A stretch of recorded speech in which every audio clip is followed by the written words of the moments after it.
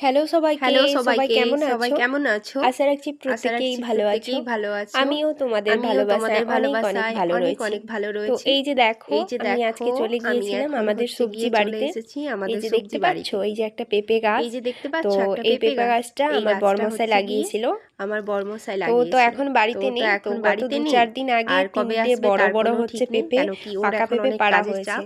তো আমার তো গত শ্বশুরমশাই কলকাতা 4-5 দিন পুজোর আগে এই কাজে পেঁপে গাছটা গিয়েছিল। থেকে তো হচ্ছে সেখানে বড় আমার বড় সাইজের বড়মশাইয়ের সঙ্গে 3টে দেখা পেঁপে করে হচ্ছে সেখানে একটা পাড়া বড় হয়েছিল। পেঁপে দিয়ে সেগুলোও এসেছে। ওই পেকে গেছিল। পেঁপেগুলোর ওজন তো কত হবে? সেগুলোর প্রায় ওজন ওই 1 ছিল কেজির প্রায় ওই কাছাকাছি 600 হয়ে থেকে যাবে। 800 গ্রাম সেগুলো এর মতো থেকে এরকম। আরো বড় বড় ছিল। তো বাবা তো হচ্ছে সে গত কবে সপ্তাহে বাড়ি কলকাতা আসবে তার গিয়েছিল আগে যদি শেষের নষ্ট দিকে। হয়ে যায়, সে তো যেহেতু ওর সাথে দেখে গেছে দেখা তাই করে ওকে একটা দিয়ে বড় এসেছে পেঁপে হাত দিয়ে বাড়িয়ে। এসেছে।